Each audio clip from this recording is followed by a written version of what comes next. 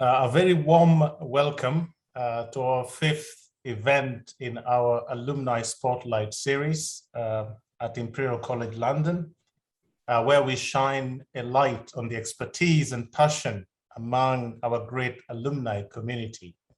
My name is Washington Yoto Ochieng. I'm the current head of the Department of Civil and Environmental Engineering at Imperial College London. I'm also the Senior Security Science Fellow there. I'm really delighted and excited to be here, as today we are joined by alumni from across the world, from Africa, from Asia, Europe, and the United States, and from across all 4 college faculties.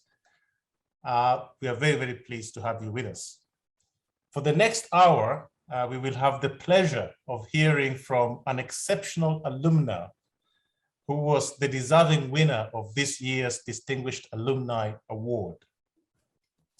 Ambassador Her Excellency Yvette Stevens' distinguished career has included being the first female engineer in Sierra Leone and rising to the highest professional rank in the United Nations as director. Now, I can't wait to get into conversation and to discuss pertinent issues with us. So thank you very much, Yvette, for joining us today. So without further ado, yes, let's get started and welcome Her Excellency Ambassador Yvette. And let me start by asking you, how are you today, Your Excellency? I am fine, thank you. And I'm very honored to be interviewed by you, Professor. Thank you very much. So let's get down to it. So in your interview on winning Imperial's Distinguished Alumni Award, you said how you've come a long way from being a barefoot girl fetching water from a street to being the ambassador at the United Nations. How did you come to study engineering, and what have been some of your career highlights? Well, it is a long story, but I'll try to make it short. Growing up as a young girl in colonial Freetown, I had one thing that attracted me is that my uncle, we used to listen to the BBC. So I had this dream of the outside world outside the country I was growing up in. But as a young girl, I went to a girls' school. In those days. The girls were only taught general science. So we did not have the different science disciplines, but I did well in general science. But then, thanks to listening to the BBC radio in 1961, when Yuri Gagarin went into space, I thought, that's what I want to do. I would love to go into space. And I can remember going to the library and devouring every single book they had on even science fiction, dreaming that one day I would be able to get out somehow and go into space. So that was my main dream. And when I finished fifth form, I had to do an additional year to do physics, chemistry, and biology before going to sixth form in a boys' school, mind you, because we didn't offer the science disciplines were not offered in girls' school. So I had to go to a sixth form to a boys' school to go to sixth form to do physics, chemistry, and maths. And when I finished sixth form, there was the possibility came, and guess what? To go and study in Russia. Wow, there goes Yuri Gagarin in space. And naively, I was quite naive at the time. I thought that would be a good way to do this, to go to, if I can get to the States and I could, but of course, I got to when I first going to Moscow, and the first thing they said, I was disappointed. They said, no. This scholarship is to get you to go back and help your country develop. This space has whatever to train you in space science. So please be content. So then I chose electrical engineering. And that was how I stayed 6.5 years in Moscow, in the Moscow Power and Energy Institute. And I graduated with a Master of Science in Electrical Machines and Power Systems. and then, no, electrical machines and apparatus. My dissertation was designing a control system for railway signaling. But it was using analogs. It was an analog system using electromagnetic relays. And so that's how I finished after 6.5 years in Moscow. Wow. That was so there is something terrestrial about you. There's something extraterrestrial about you. And somehow Imperial College gets in there. How does that happen? Okay. Now I was about to finish. As I said, I was working on control systems, on analog control systems. I happened to come to London, and I was telling a then High Commissioner, Professor David Zinicol, about what I was doing and control systems. And he said, yeah, but are you using computers? And I said, no, we never used computers. We had a preliminary course on what computers were. This we were talking now about 1972. And then he said, yeah, but Imperial College, they are heading on computers. I think you have to try to do something at Imperial College. So he arranged for me to come to Imperial College for an interview. And then I had all these fascinating things that were happening with computers. And I thought, I definitely have to come to Imperial College to do this. And this was how I applied, and I was accepted.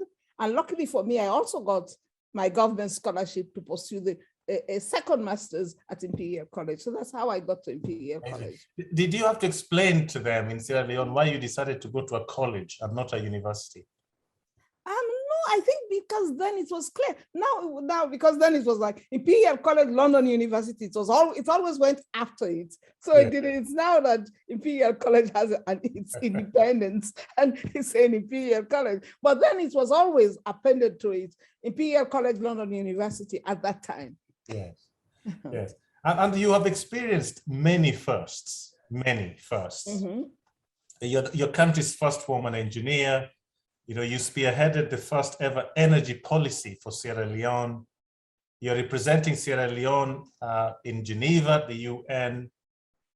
There must have been a few role models. Can you tell us about that? People that you're looking up to, people you're even still looking up to today in that journey.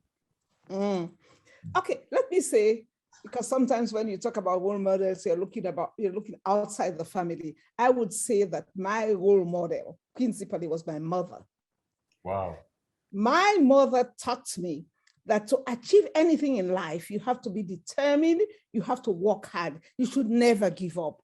And I saw my mother working so hard to bring us up that this was, for me, a role model. This is what inspired me, that to succeed in life, you had to work hard.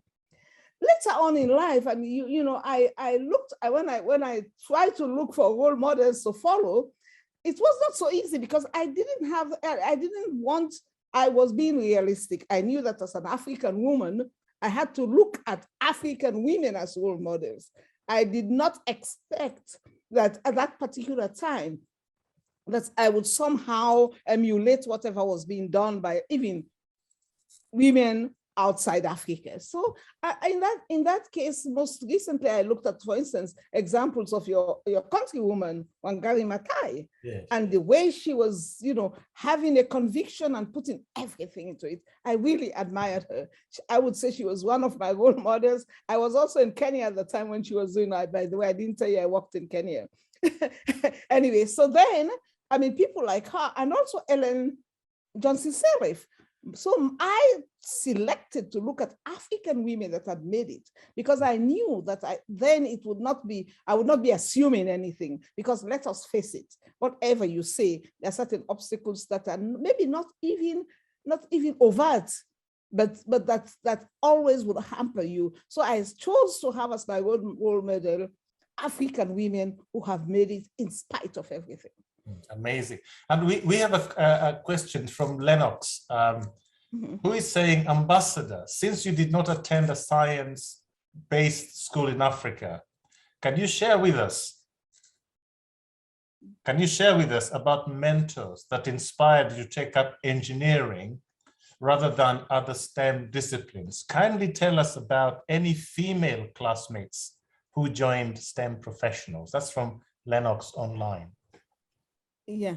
Well, of course, in our own days, I mean, now we hear about STEM, we hear about all these things, but then it was like, I mean, it was looking at each other. I mean, for instance, I had a female classmate, Jonah Asgill, who were, by the way, only 2 girls in a class of about 18 boys when we were doing sixth form.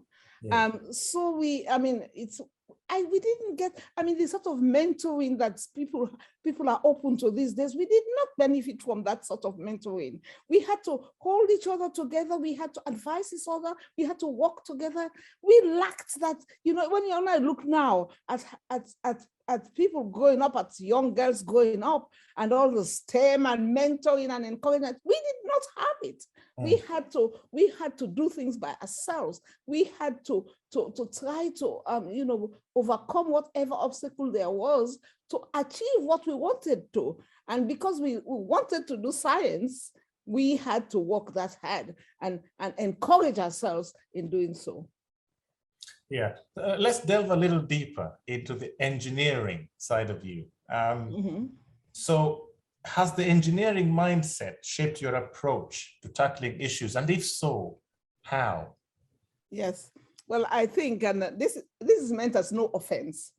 I do believe that there are certain things in doing engineering that is extremely important. First of all, and I'll give just a few, from my perspective anyway, I believe that as engineers, you are learned, first thing, you learn to learn, right? And once you learn to learn, and you always want to delve deeply into into whatever is happening, you want to delve deeply, and you have that curiosity that makes you want to delve deeply into whatever you take up for yourself. And then also, I believe that as engineers, you become very logical in your thinking, and you have a clarity of thought that I did not find in all my years working with non-engineers. That clarity of thought and logistic and logical thinking, which I got from my fellow engineers, I haven't seen it to that extent. And so I believe that also makes you, you know, as an engineer, makes you more adaptable, if you like, because you have grown that, you have developed that capacity, and you everything has to be clear. You know, you have to reach a solution. And I could tell you, I don't know if it's an anecdote, because I don't know if my colleagues, the social scientists would like it. They said there was this head of state who said, send me an economist, a one-handed economist. He said, why do you want a one-handed economist? He says, because I don't want to see here on the one hand, on the other hand, it's just one hand. Excellent. But I mean, just as a bit of an anecdote. But basically, the engineer sees things through and comes out and is solution oriented. So by the time an engineer gives you a solution, it's not, you don't have a doubt in your mind. So I might be biased as an engineer, but I really believe that helped me a lot.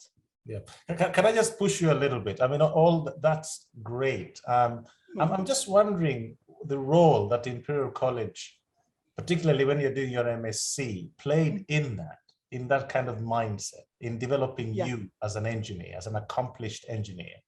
Yeah. No, first of all, as I said, I knew nothing about computers when I came to Imperial College. And I found that you had to sort it out. You had to learn programming, Fortran, basic machine programming. You had to do you had to independently work and get the results which are required. So I believe that really, in those days when we used all these punch cards and you had to, you drop your punch cards, you're in trouble, but really trying to, giving us the ability to solve whatever is in front of you, and being, and actually going out to getting the results that is expected of you. For instance, when I did my master's, it was on computer control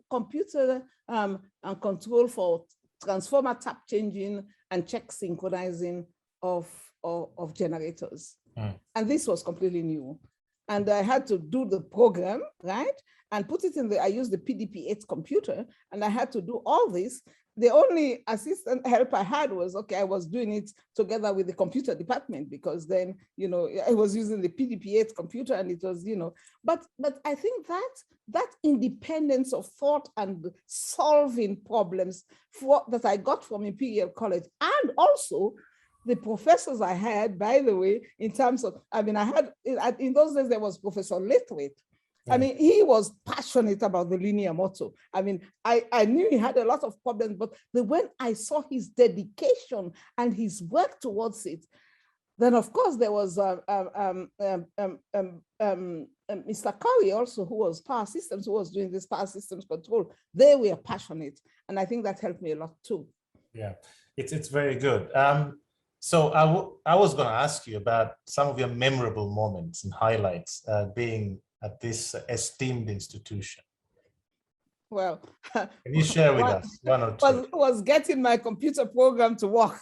That was the highlight, because I was, whilst I was at Imperial College, I had, in fact, I gave birth to twins 10 days before I started my master's degree at Imperial College. Yes. I had gotten accepted, I had the scholarship, and then first of all, I had 2 children, and because in Moscow you get spoiled. With the socialist system, they take care of your children when you're studying, you had no problem. But then I came to London, and then I had these 2 children, and I was pregnant, and then surprise, surprise, 8 months pregnant, I realized they were twins. It was not even going to be one. So there I was with 4 children. And so it was really quite a challenge. I don't even, sometimes when I think about it, I can't even imagine how I coped, but somehow I did. It was in between, daycare, even fostering at some moments. But then I was able to, because I really wanted to have this done. I had the inspiration from the people at Imperial College. And of course, that was why I plodded on. Yeah. What a story, what a story. Now you've stood up on many important issues. Yes. Can you share 1 or 2 issues that you really felt particularly important to speak on or to speak about? Maybe 2, maybe not 1, maybe 2. Okay. Because there are many, but give us 2, please.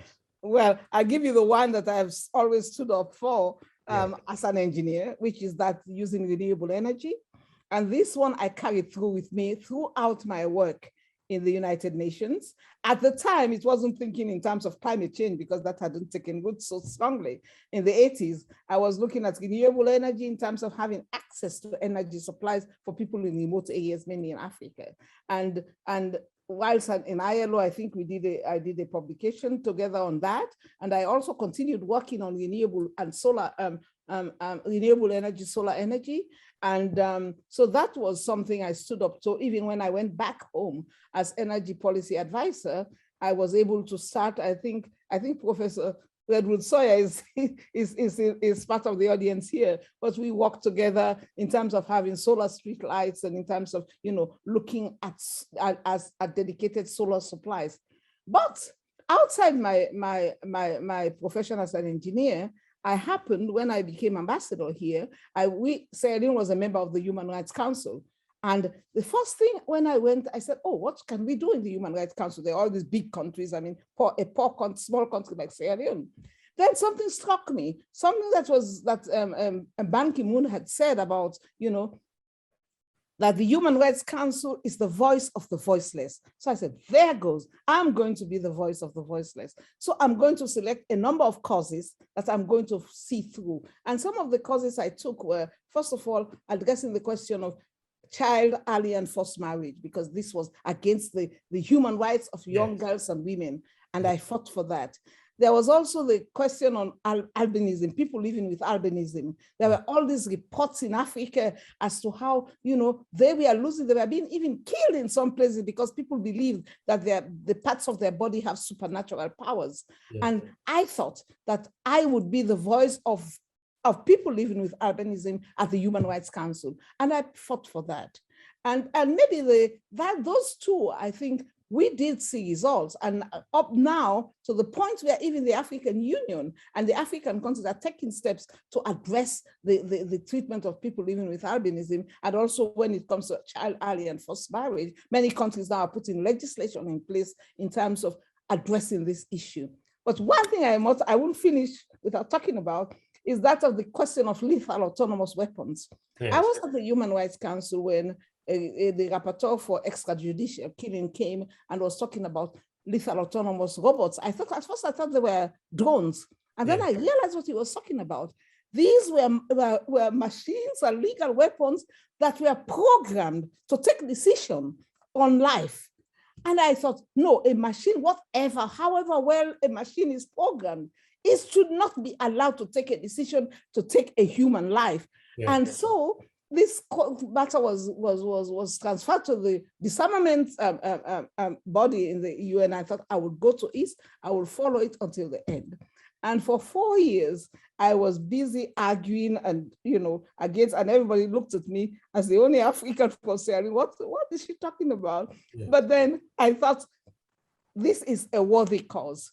And I'm happy to say now that even though they haven't reached any point in regulation, it is agreed now that there has to be some regulation in the use of these. So I like to believe that I played a role in that. Inspirational. So I'm a young girl in Freetown, watching you and thinking, I'd like to do that. I'd like to do what Her Excellency Ambassador Yvette Stevens is doing. What advice do you have for me? Well, I would say, go ahead. Go ahead. You have opportunities now that I did not have. We now have a women's engineering, a part of the Sierra Leone Institution of Engineers, and we have the president of our Institution of Engineers, by the way, who is a woman now, Trudy Morgan. And she has, before I left Sierra Leone, when I was in the ministry, we had set up this group of women, Sierra Leone women engineers. And she's doing remarkable work with women. They are going to schools, they're encouraging women. All the young girls now have to do is to take advantage of it. And do not be scared by the fact that this is science, because women can do it. Women have been known to do it. So I would say to them, if you have the talent to do it, just push ahead and do not be afraid of failure. You are going to succeed. Yes. And linked to that, obviously your trajectory, your journey has taken you to different places in Sierra Leone, outside Sierra Leone, now in Geneva. How has the United Nations changed? Did you feel at the beginning like you belonged? Has it changed in some way? Are there changes that need to be made to accommodate the likes of you and me, let's say?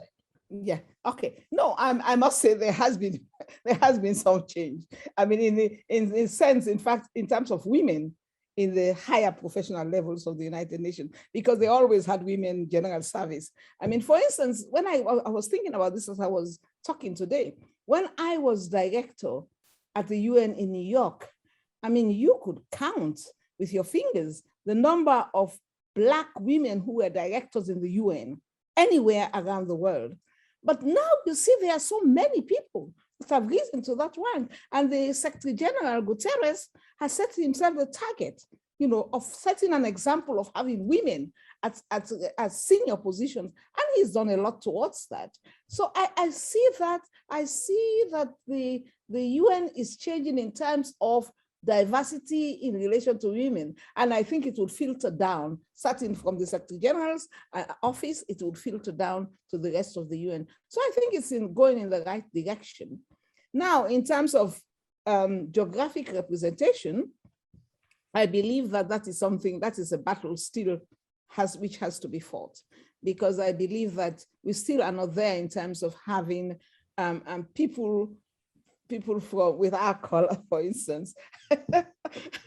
If you might allow me to say that. I will indulge you, yes. Yeah, I think still a lot needs to be done. It's better, but it is still not there yet. Yes. And I just wanted to kind of zoom into the Black History Month. This particular event is a part of our celebration of the Black History Month, and to look a little bit more forensically at Black youth, particularly women or girls. And obviously there are those in developing countries and those in developed countries. So you take the UK and the Black population here, and also that in Africa, for example, in Sierra Leone. Do you see differences between them in terms of empowerment, in terms of capability building? And where do we think we are in 2021 and what more needs to be done? So you can take your time on this one. I'm very passionate in the sense that the African population is mostly below 30 in some countries. So the future really is them and how we empower them and so on. So please, just your opinion, your views on that. Yeah, I think the point you made, when you look at the population of youth in Africa, I mean, it's very high, the percentage is very high. But one thing is that the youth themselves do not realize how much capacity they have and how much is in their power to change. I mean, we have the youths that are in my country, for instance. I mean, there are many people who, after the war, they're in the street, they're despondent. There is a need, actually, first of all, to make the youth aware of the power that they have. Because as you say, their numbers are high. They can determine the results of elections. They have to know that they have a lot of power in their hands, and they need to have the mentoring, the training to let them know that, they have that power. I mean, also, when you look at some of the things, I mean, every country in Africa, and my country too, they talk about, the youth, we are looking for youth employment at the same time as they are doing industrialization. But when you look at the people, the Chinese are coming with all their people down to the whatever, even though we say we have local content policy, we have to enforce this. Anybody who's coming in, because we have that local content policy, they have to be made to accept it and to make sure that even if the youth are not trained for some of the positions which they're coming in with, they have to train Sierra Leonean youth. You have to train local youth to be able to, because otherwise we're going to go on, we're going to do our industrialization, we're going to build everything, and our youth will still be on the streets. Yeah.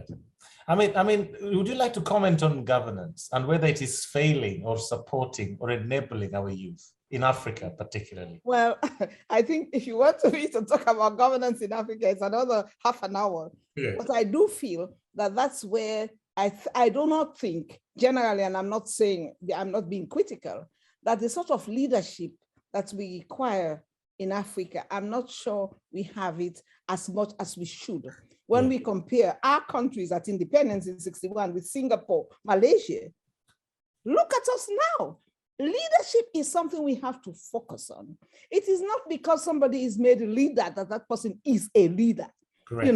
Yes. So basically, I think leadership and governance are extremely important.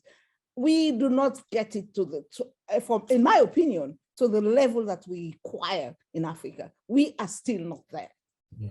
And I'm keen to explore with you. I mean, given that you went to the Sputnik country with Yuri Gagarin, and you came to the land of Her Majesty, obviously, and now you have operated globally. I'm interested to explore with you the differences in terms of that empowerment for Black youth in Africa and, say, Black youth in the United Kingdom. What are the differences in terms of the issue of empowerment and capability building, or are they the same?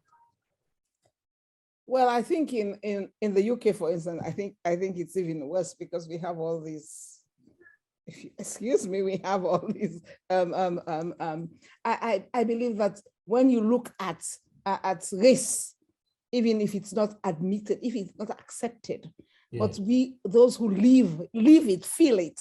If you are an African and you are living in the UK, even if the Prime Minister tells you that race is not a problem, you know how you feel about it. You know that it's there.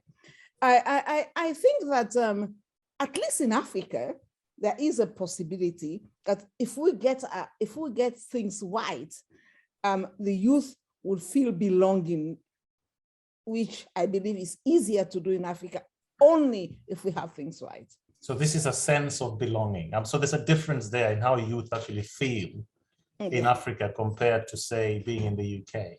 Yes, I feel, I don't know. I mean, I lived in the UK for 2 years. I think you would be able to comment on that better than I would. But I believe that, yes, the sense of belonging, I mean, for youth in Africa, they belong, but we just have to make them aware that of the capacity they have to change things. Yeah. So the Black History Month that I've referred to has a theme this time of proud to be. That's the theme. Mm-hmm. What is Your Excellency proud of or proud to be? Well, I am proud to be a woman who goes from a humble background to achieve some prominence both nationally and internationally, and also to have raised 5 children who have all become distinguished professionals in the field of study they chose for themselves. So I've not only succeeded in professionally, but also in terms of raising a successful family. Thank you. Truly inspirational. Before we continue with my questions, I've got a few on the chat that I'd like to put to you. One is from a colleague of mine, Professor Mike Templeton. So he says, thank you very much, Ambassador Stevens. Is there a role today for Imperial College alumni, staff, and students to work with partners in Sierra Leone for the benefit of Sierra Leone? And if so, what kinds of collaborations would you like to see? Okay, that's a very good question. I'm happy it's been asked. I believe that there is so much. I mean, when you look at, by the way, I taught at some point at the University of Sierra Leone after I left Imperial. But when you come from Imperial and you go to our universities, you would see that there's so much that can be done to help. There could be, I mean, first of all, I think the idea of having scholarships is a good one, which was announced, because when my daughters, when I wanted to send them to Imperial College, I could not afford it, believe it or not. But now I think there's some opportunity. But also, Imperial College can help. Nowadays, you can have virtual lectures, so they can help in terms of teaching at the university. I do not see why sometimes we could not have, like you, Professor, in civil engineering, you have such an impressive background, why you could not contribute to virtual lectures to students at the university in Sierra Leone. There are also equipment, for instance. You know, we have to build our equipment, our laboratories. I believe that we could benefit from donations from Imperial College. I see that sometimes in the West, we are throwing out things that we would grab with 2 hands if you send them to Africa. So I think that all in these ways, in terms of teaching, in terms of equipment, I believe also even for our professors to come to Imperial College and have the possibility of having, of spending some time on sabbatical leave and learning again from what the Imperial College has to offer.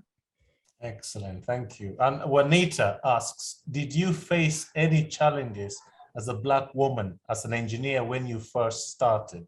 And if so, how did you overcome this? Yes, but I always say this, it's interesting. As an engineer, when I went to Freetown, to be very honest with you, yeah. I was actually spoiled.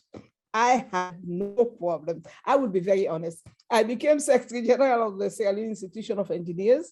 I was teaching at the university, and everybody just was very nice to me. I mean, I believe it's some sort of the respect. What is it about Sierra Leone? So when I was growing up as a young kid, a lot of, I think there were 2 universities that I remember. One was in Uganda called Makerere. The others were in Sierra Leone. Yeah. And most of these African leaders and they all went to one of these places.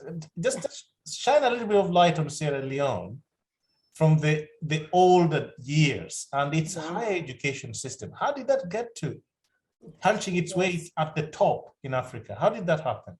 Yes, well, don't ask me, but it's where we are today.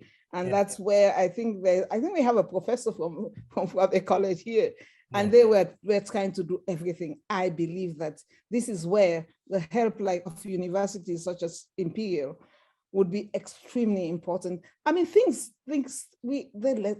dropped. Let us face it. I mean, when we think of all the education, the earlier days, Fwabe College was the first university of higher learning in tropical Africa. Yes. So sometimes you ask me this question, I feel embarrassed to say, no, we have lost the status. We have not only lost it, we are way down at the bottom.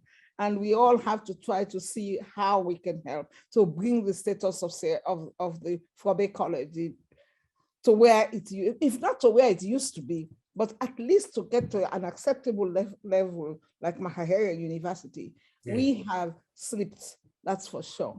Yeah.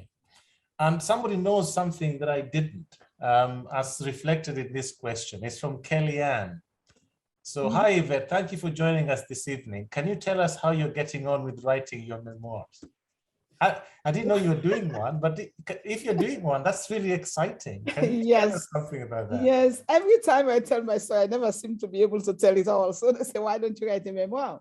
Yeah. So I'm working at it. I actually went to do a memoir writing course, in fact, 2 courses now, because I wanted to make sure, to make sure that I can write something that would be appreciated and read. So I am working on it. I would say I have about 30% of it done. But because I keep combining it with all sorts of activities, I'm not giving it the concentration it requires. I have now vowed, and thanks for asking the question, because when I saw the question, I said, oh, wow, I've now vowed that I will be working on it. And fingers crossed, it is going to be out next year. Thank you. Excellent. Yeah. And Bai Maro and Ansumana say, and feel free to comment on this one, you've already talked about it, but Fura Bay College, University of Sierra Leone, used to be known as the Athens of West Africa. One day, once more, we hope. Yes. What do you say to that? I also hope so. We were indeed the Athens of West Africa. Because, when you look at, it's because of the colonial history. Yeah. We have the first boys secondary school, girls secondary school, first university in tropical Africa. So it is so embarrassing now when we look at other parts of Africa. And for me, we need to work harder. We need the help of everybody. We need to bring back the status that Fwabe College enjoyed in those days. Yeah.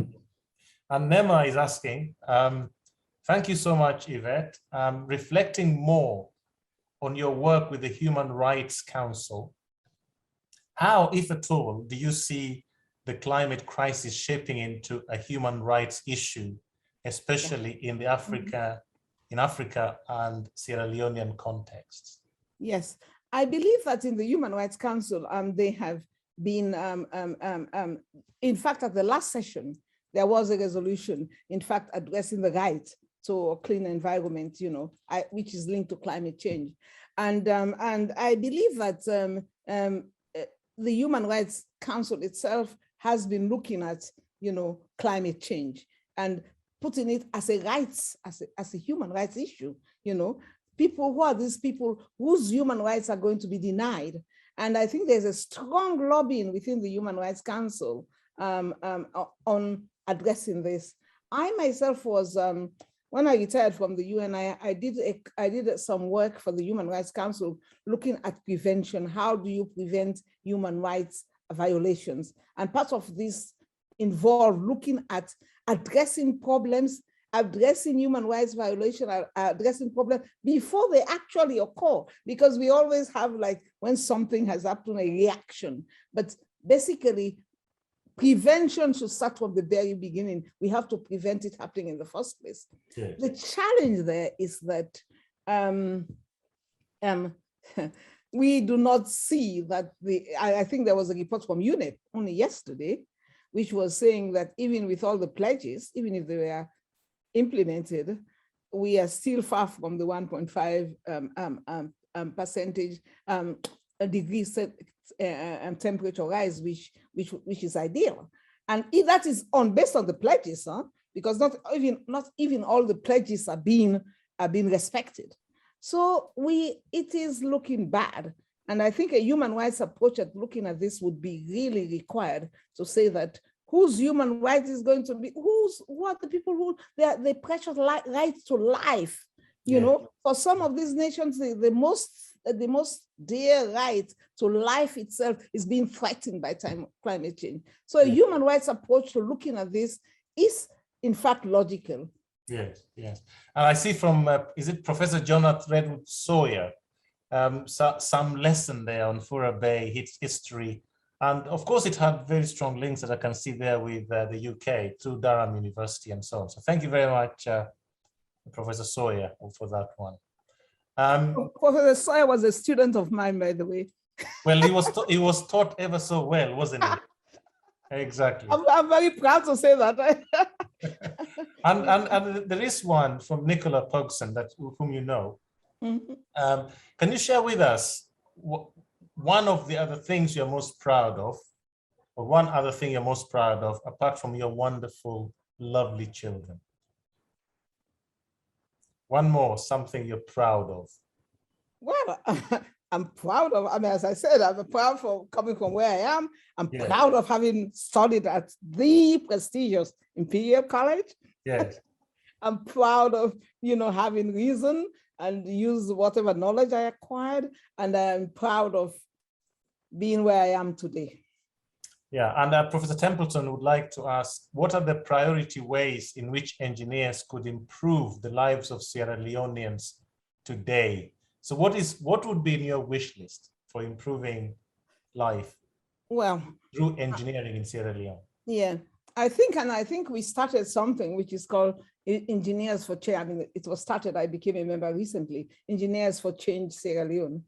And I believe that there we have to really look at what is required by way of getting the country to where it needs to be. And I believe all these, I mean, now we are talking about, let's just take from the part, the parts which I'm conversant with, looking at energy, looking at renewable energy. I mean, it is okay, everybody says now it's cheaper than fossil fuel, except that it needs a lot more upfront costs, which is something which is going to be very difficult for us to achieve. But I believe that engineers need to really come together as think tanks and try to advise the government on the directions that they should go. All too often, the local people, the local engineers qualified to the teeth are ignored, whilst people whom you went to the same university with, by the way, and you even beat at university, but they happen to have to come from elsewhere, they are listened to. So I think the institution of engineers, when I was there, we were fighting for recognition. And I believe that the sooner the engineers, the local engineers that have trained and are competent, their competence is realized and they are given the role that they should play, I think that would make a difference. Excellent. And one other colleague would like to know, what were your high, actually this is from your student. Mm-hmm. Yes, here's a question from your student. What were your high and perhaps low points while serving at the university in Sierra Leone? I did not study at the university in Sierra Leone. Yeah, your high and low points. Okay. Oh, wow. Where now? I had many low points, high and low points. What is the precise question? Your high and perhaps low points while serving at Fura College. Yes. Okay. My high points while serving at Fura College is that, I was very much appreciated. I was appreciated by my students too. And that was a real high point. Of course, the low point was that some of the frustrations that you could not do what you wanted to do. You wanted to do research, you didn't have the means to do it. And also, well, that is what I would say were the low points, but mainly teaching at the university, of course, then of course, as Jonas knows, and I think that's what he wants to say, yeah. To bring out, my boss at the Department of Electrical Engineering was not a friend of mine. Okay, all right. God bless his soul. He's dead now. Yeah. Anyway. Yeah. Anyway, so we got a few more questions. What would be your advice to the youngish Sierra Leonean diaspora, like myself, to return to Sierra Leone? Some people call it Sierra Leone. Saloon, yeah, we call it Saloon. And help to build up the country, or go out and conquer the world and help the country from afar? Which one would it be? Well, or do stuff, good things to Sierra Leone, but from abroad? Yeah, I don't think there's it's one or the other. I mean, there are some people who would be better placed to try to work from outside and help Sierra Leone. There are some people who are better placed to go down. But I think the one thing that needs to be clear is that they would use your expertise and knowledge. Because sometimes when people talk about brain drain, I say, well, okay, brain drain, yes.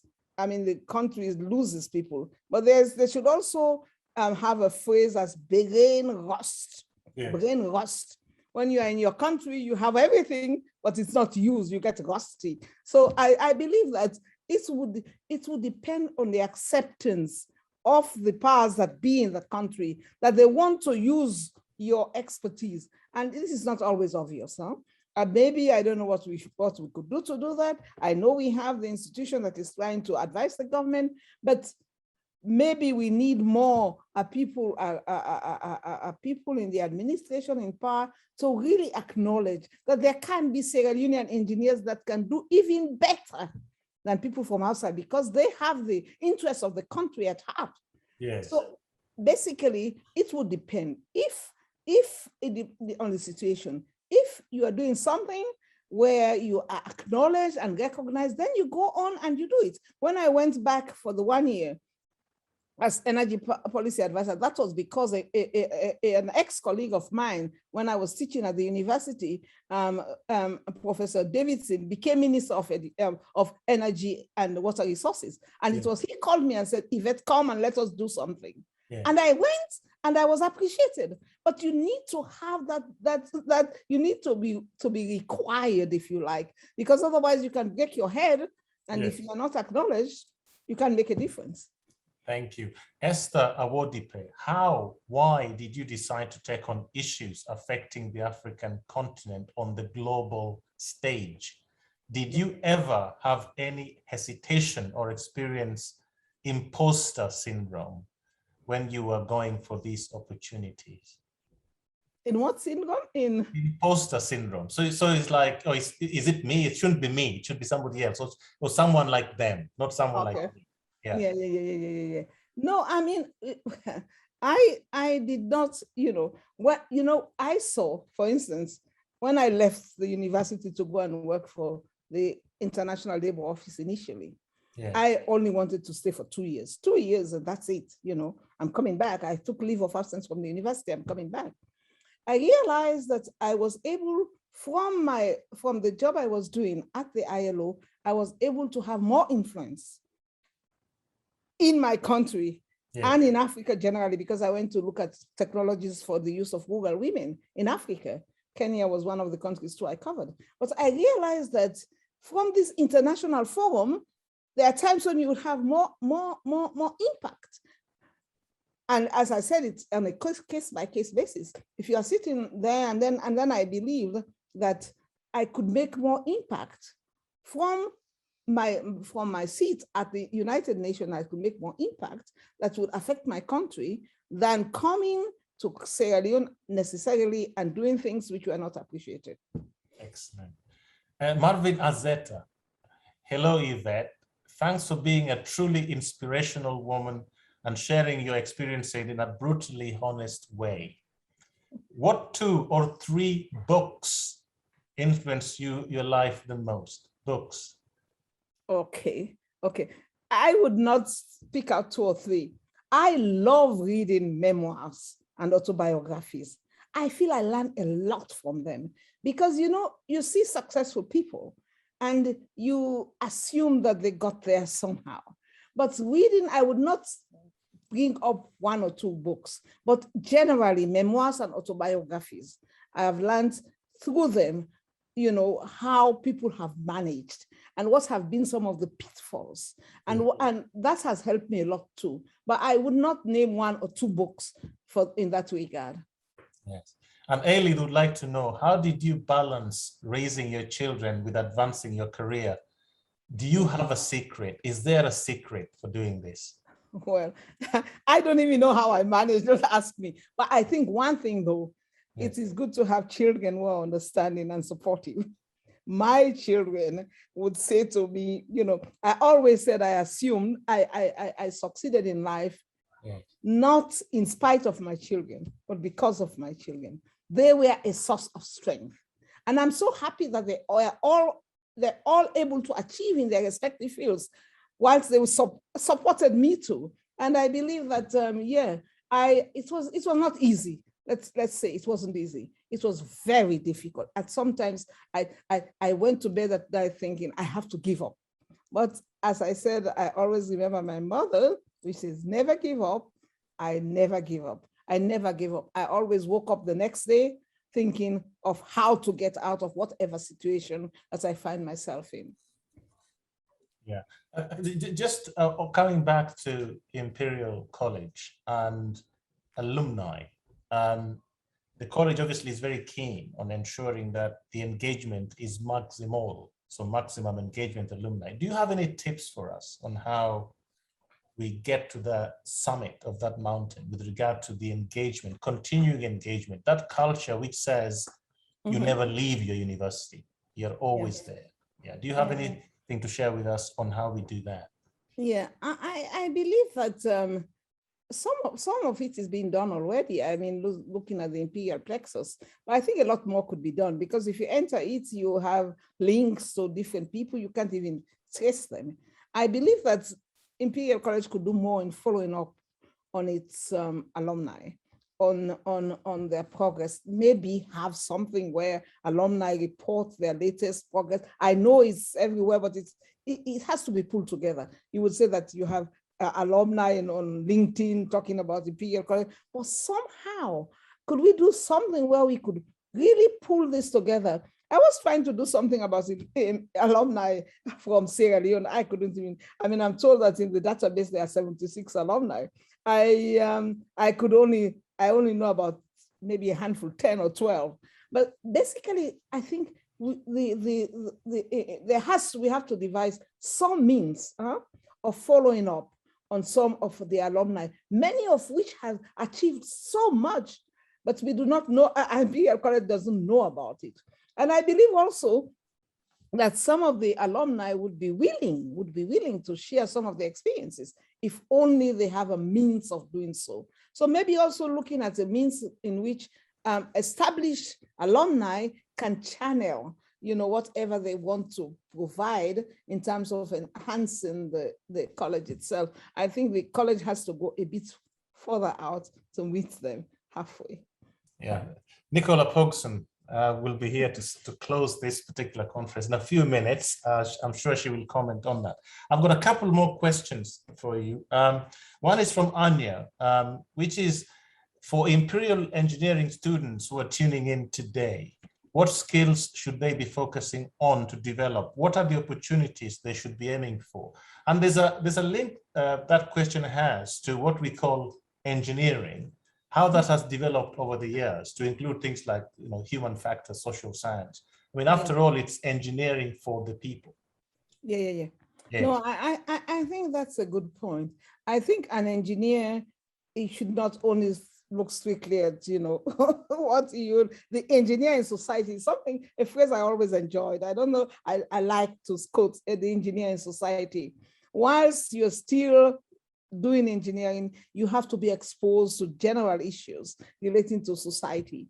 You can be a well-qualified engineer, you can do miracles, but the societal element has to be woven into whatever you are doing. So you have to be make sure you are aware of what is happening around you and how your discipline as an engineer could fit into whatever is happening around you. Yes. And what was it like? Another question. What was it like being a Black student at Imperial? In your view, how could Imperial attract more Black students? Well, in my class, I was the only Black person there. But again, I think one very obvious thing is that if you are talking nowadays, especially of students from Africa, I know Black students from Africa, they cannot afford to go to Imperial College. Yeah. And because just they cannot afford to do it.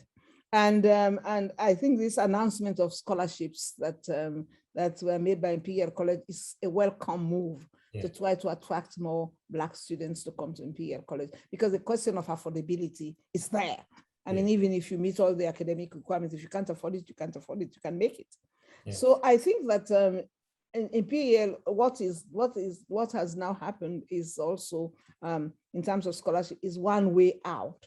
And I think maybe Imperial also could be also looking at some of these foundations or other bodies that would be prepared to sponsor Black students to come to Imperial College.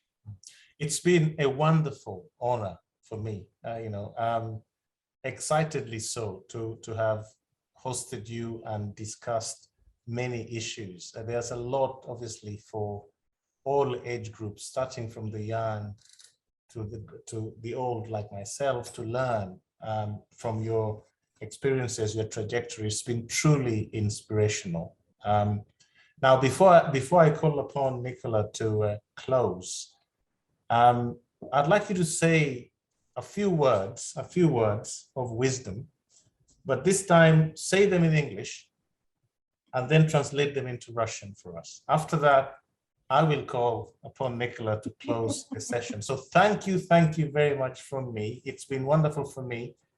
And I hope that we continue to engage, not just personally, but also in this journey with Imperial College London. So a few closing remarks in English and Russian, and then Nicola will seamlessly join to conclude the event. Okay, well, thank you very much. I really thoroughly enjoyed having this interview with you. Спасибо вам большое. Всего хорошего. До свидания. Thank you very much. Nicola. Thank you so much, Yvette. Just blown away. I've heard you before, but it's just been fantastic listening to you. And when we feel very honored to have you come and speak to us as our Distinguished Alumni Award winner. And I remember when we looked at it wasn't your application, but it was sent in, and we thought, where has this person been hiding? And that comes around to your story about, or your comments about making more visible the alumni in our community. And we always strive to do that, but definitely want to do it more. Things I loved about your presentation, there was everything, but the role of your mom, who must be very, very proud of you, but just the role of role models, the role of the BBC World Service. I know I was brought up on the BBC World Service, and just so, what a fantastic promotion for that. But what comes over is your energy, your ability to persevere, to get up when you're down, your curiosity, not with no, having an engineering mindset, but having that curiosity to bring solutions, to bear on, and a voice, to bear on other areas that perhaps are outside engineering, giving a voice to the voiceless, and really looking very widely at where you can have influence, and really bringing that influence to bear and change the world. So we're going to adopt Be More Yvette as part of our motto in alumni relations. We've decided, we just think it's been a fabulous opportunity to to share your story, but also inspire others in our community and beyond, because we know that people do watch these videos beyond just this evening. So a very big thank you also to Washington, who is new in his position as well and hugely busy. And thank you to everybody who's joined us. A wonderful international community has joined us this evening, and we're just very grateful, and thank you a lot.